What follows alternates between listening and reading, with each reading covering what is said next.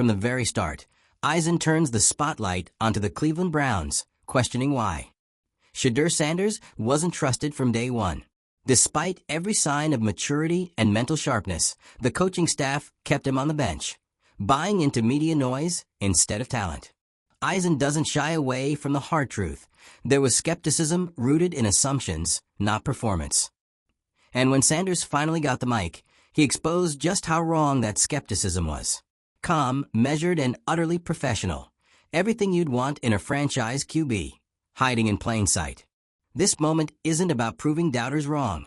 It's about revealing what's broken in how teams evaluate leadership. Sanders wasn't flashy or defensive. He was strategic. EISEN draws the line clearly. The Browns didn't just hesitate, they nearly wasted a chance to elevate a player who's already outmaneuvering veteran media traps. The takeaway? If Cleveland doesn't change its approach now, it risks missing out on more than just wins. It misses a shift in culture that Sanders could lead. So let's talk about what actually went down, because this wasn't just a rookie quarterback handling a few annoying media questions. If you're into the real story and all the messy twists they don't show on highlight reels, go ahead and subscribe. And if you're sticking around to see how this Browns QB chaos plays out, you should definitely be subscribed. This was a moment, and Rich Eisen made sure you saw it for exactly what it was. Shedeur Sanders didn't just show up and get through a press conference.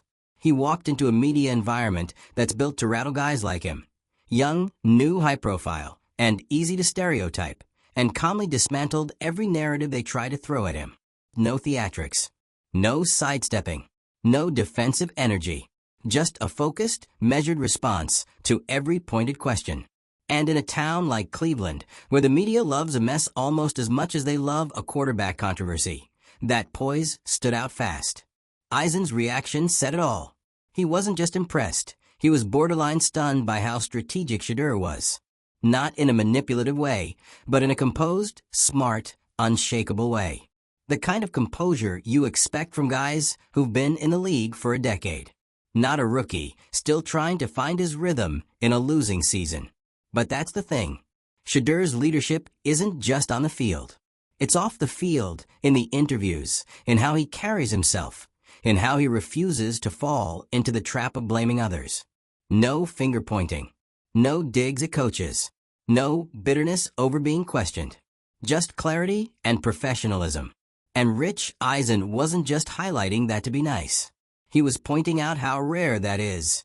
Because let's be honest, we've seen veterans lose their cool over half the questions Shedeur got. We've seen entire pressers spiral into chaos because a player couldn't keep it together. He shut all of it down without even raising his voice. And Eisen was quick to connect that poise to something bigger. The Browns' history of hesitation when it comes to supporting young quarterbacks. Let's not forget, this team has cycled through the next guy more times than we can count. And in Shedeur's case, they didn't exactly give him the benefit of the doubt. He was benched. He was second-guessed. The coaching staff hesitated to commit. And all of that trickled into the way the media talked about him. The second the narrative of maybe he's not ready started forming, everything he did was suddenly under a microscope. Eisen called it what it was, unfair. Not because Shedeur is untouchable, but because the scrutiny he's gotten hasn't matched the actual situation. The media hasn't been focused on his growth or development. They've been obsessed with stirring up drama, especially around his family. And let's be clear, that family interference narrative, it's lazy. It's rooted in nothing. Rich Eisen said it outright. There is zero evidence that Deion Sanders is meddling or sabotaging Shedeur's NFL career. That entire angle is a distraction built for headlines and clickbait. But Shedeur doesn't take that bait. That's what makes his responses so effective. He knows what they're trying to do. He just doesn't give them what they want. No emotional outbursts. No knee-jerk reactions. Just steady, respectful control over the message. And Eisen pointed out how that completely flips the power dynamic. Because when the media can't twist your words, when they can't rile you up, when they can't get you to feed the controversy, they start to look like the ones overreaching. That's exactly what happened here. The questions kept coming. The pressure didn't let up. But instead of cracking, Shedeur ended up exposing the entire setup. The media's need to stir something up. The coaching staff's indecision. The franchise's reluctance to trust its own player. And here's the part EISEN really leaned into. Shedeur is making the entire Browns organization look reactive instead of proactive. Deal promotion. While he stays cool and collected, the team still looks unsure. Still hedging. Still afraid to fully commit.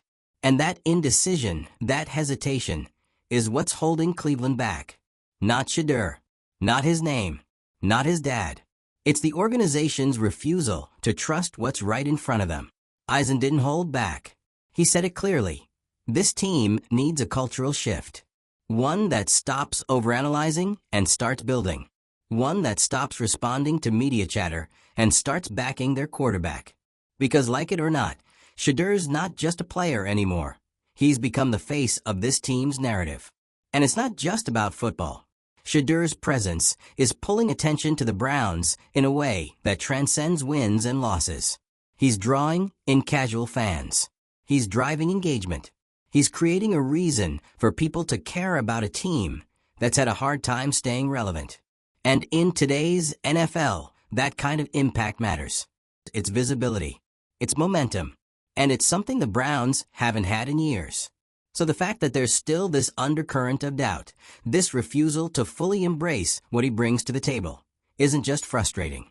It's baffling. EISEN couldn't wrap his head around it either. He questioned why, after everything Shedeur has shown, the Browns still seem stuck in neutral, still treating their young quarterback like a liability instead of an investment. And honestly, that kind of doubt doesn't just hurt Shedeur, it hurts the entire team. Because when your locker room sees that your leader isn't being backed, it sends a message. And it's not a good one.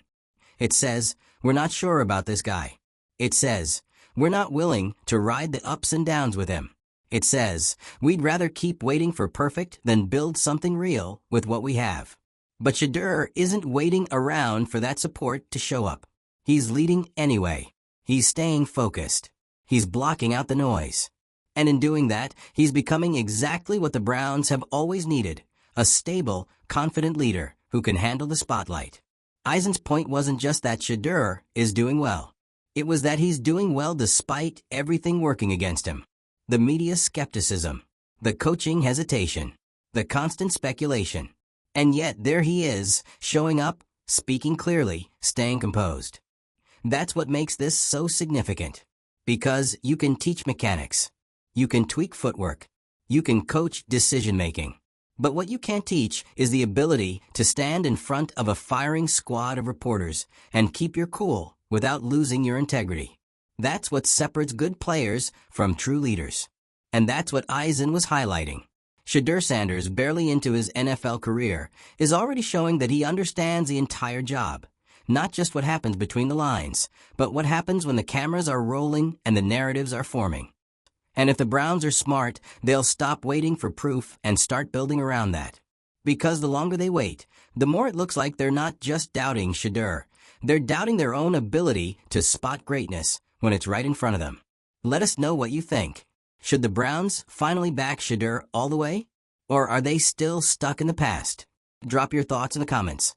Give us a like if you're tired of the same old quarterback circus. And subscribe if you're here for the full breakdowns, the media mess, and the cold hard facts.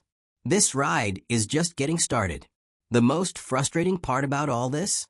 It's not even that Shedeur Sanders is fighting criticism. That comes with the job.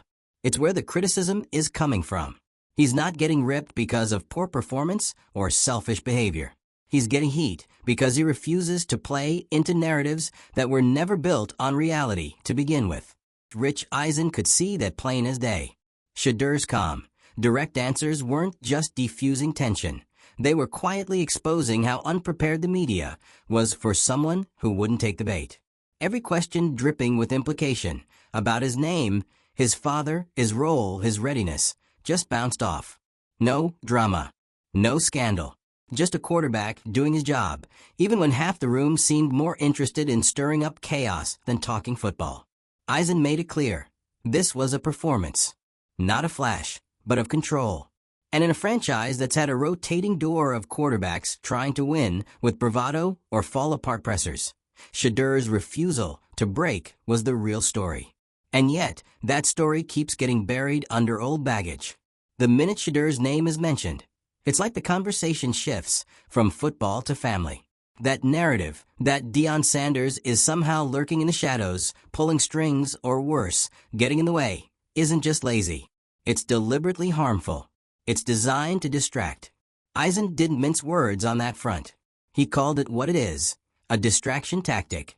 Something that allows critics to avoid talking about the actual issue, which is whether the Browns are willing to commit to a young leader who clearly has all the intangibles that coaches beg for. Toughness, calm under pressure, media savvy, team-first mentality. How is that not enough? But instead of leaning into it, Cleveland has tiptoed around him, as if giving full support too soon would make them look biased, as if buying into a quarterback with a famous last name is somehow more dangerous than missing out on one who could finally give them stability. And that's the real irony here.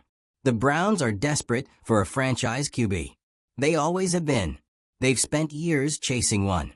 Draft picks, trades, expensive gambles. And now, they have a guy who actually shows up, puts in the work, and represents the team like a grown man.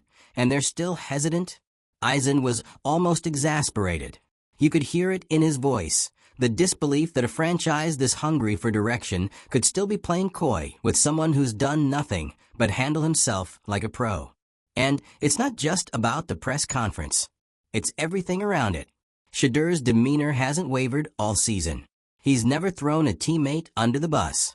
He's never fed the rumor mill. Even when the Browns were losing games and the pressure was building, he kept it focused on the team. Always. That kind of maturity is rare, especially when you know the spotlight is hotter because of your last name. Especially when every quote gets dissected like it's a political speech. And especially when your own coaching staff hasn't given you the benefit of the doubt from the start. EISEN brought all of that together to make one point. Shedeur Sanders is proving himself right now. Not in theory. Not in a few years. Now. And the only thing stopping this from becoming a full-blown success story is the Browns' own refusal to commit. He questioned the hesitation. Was it fear? Was it ego? Was it some misplaced skepticism that came from years of bad decisions? Maybe all of the above. But whatever the reason, it's becoming clearer every week that Shedeur isn't the one with the problem. And the media? They're starting to look a little ridiculous, too. Because when someone calmly responds to your poking and prodding with poise and composure, it doesn't paint them as evasive. It paints you as desperate. It shows that the drama you're trying to create isn't sticking. And instead of admitting that, the coverage starts to shift. Is Shedeur too media trained? Is he too polished? Is he hiding something? No. He's just not giving you the flame you came for. And that's the part EISEN wanted everyone to see. That this rookie, this supposedly unready quarterback, is actually miles ahead of the circus around him. He's not the one playing games. He's the one trying to stop. Meanwhile, let's not overlook what he is bringing to the team. Because while Cleveland is still figuring itself out on the field, Shedeur has managed to bring something tangible to the franchise. Attention. Real, sustained attention. Not just from Colorado fans or primetime loyalists. From new viewers. From skeptical NFL fans. From people who normally wouldn't give the Browns a second thought. His presence alone has turned what could have been another forgettable season into one with actual stakes. That matters. In the business of football, visibility isn't just a bonus, it's currency. And Shedeur has given the Browns more of it in a few months than some quarterbacks gave in years. EISEN wasn't saying Shedeur is perfect. He wasn't crowning him the next league MVP. He was saying this: when you see a player handle adversity like that, with that level of maturity and focus, you pay attention. You don't wait for a stat line to confirm what's right in front of your face. Because stats don't measure leadership. They don't measure how someone steadies a locker room, or keeps the media from devouring a team mid-season, or takes hits in interviews without swinging back. Shedeur's doing all of that. And doing it while being questioned every step of the way. That's not just leadership. That's franchise material. And yet, the Browns continue to treat him like an untested asset, like a gamble, like a project that still needs proving. What more does he have to prove? Because when a rookie is being more composed than the front office, more stable than the coaching staff, and more focused than the media surrounding him, it's no longer a question of is he ready? It's a question of why the people around him aren't. EISEN laid it bare. If Cleveland doesn't shift how it approaches this moment, if they don't stop second-guessing and start building, then Shedeur won't be the one who failed. The Browns will. They'll be the team that had a rare chance to shift culture and fumbled it because they couldn't get over the optics. Because they were too busy managing public perception to recognize they already had the answer in front of them. That's the message underneath all the analysis. It's not just praise. It's not just defense. It's a warning. Because guys like Shedeur don't come around often. And when they do, they don't always wait around forever. So let's stop talking about potential. Let's stop acting like this is theoretical. The evidence is in the interviews, in the attitude, in the leadership, in the calm under pressure. And the clock is ticking on how long the Browns can keep pretending this is just another rookie quarterback moment. It's not. This is a defining chapter in how a franchise treats its... And here's the part that really sticks, because once you see it, you can't unsee it. Shedeur Sanders is doing everything the right way, and people are still acting like it's not enough. That's the drama Rich Eisen was quietly pulling into focus. This isn't about performance anymore. This is about perception. And no matter how much Shedeur performs under pressure, some people seem determined to measure him against an invisible standard they'd never apply to anyone else. He's composed under fire? Too polished. He doesn't take media bait? Media-trained robot. He won't trash coaches? Maybe he's avoiding blame. He answers with maturity? Scripted. It's exhausting. And Eisen, to his credit, didn't let that pass. He highlighted exactly how the media has tried to manipulate the moment, to make Shedeur fit a narrative instead of acknowledging that maybe he's just the real deal. That's what this comes down to. Respect. Respect for the work. Respect for the leadership. Respect for the growth. Because Shedeur's not just out here doing interviews. He's doing cleanup. Cleaning up the mess left by a team that didn't believe in him early. Cleaning up the lazy media framing around his family. Cleaning up the narrative that he was handed this platform, when he's clearly been earning every yard of it. And while he's out here cleaning up, what's the franchise doing? Still hesitating. Still trying to figure out if they should go all in. That's the part that burns. Because if this isn't all-in energy, what is? What more do they need to see? This is a young quarterback stepping into a historically unstable franchise, with a weight of expectations and media gossip hanging over him. And he's handling it like a seasoned vet. If the Browns can't rally around this, it's not about Shedeur anymore, it's about them. Eisen didn't say it to be cruel. He said it because it's the truth. The Browns have a decision to make, and it's no longer just about play calling or depth charts. It's about whether they're capable of evolving as a... Because here's the ugly truth. The NFL is full of franchises that never get out of their own way. Teams with talent that gets wasted. Teams with young players who are asked to carry the burden of leadership before they're even given the keys to the building. And that's what it's starting to look like in Cleveland. They have a guy who's acting like the face of the franchise, but hasn't been treated like it. They have a guy who's becoming the public voice of calm and focus, but the organization is still stuck in... And Eisen made it clear, that gap can't stay. Because if it does, they're going to lose more than just games. They're going to lose credibility. They're going to lose the locker room. And eventually, they're going to lose him. Let's not pretend players don't notice this stuff. Quarterbacks especially. If you're a young star putting in the work, saying all the right things, keeping your head down, and still being treated like a question mark, that doesn't go unnoticed. That builds frustration. That builds distance. And eventually, it builds exits. That's what Eisen was warning about.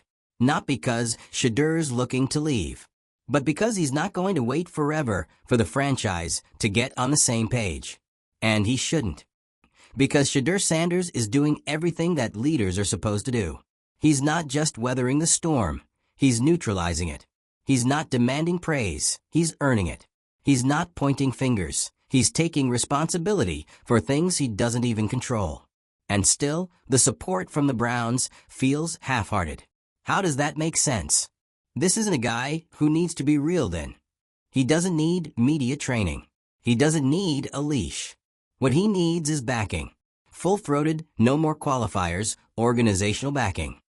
And that's the piece Cleveland has to deliver now. Not after another press cycle.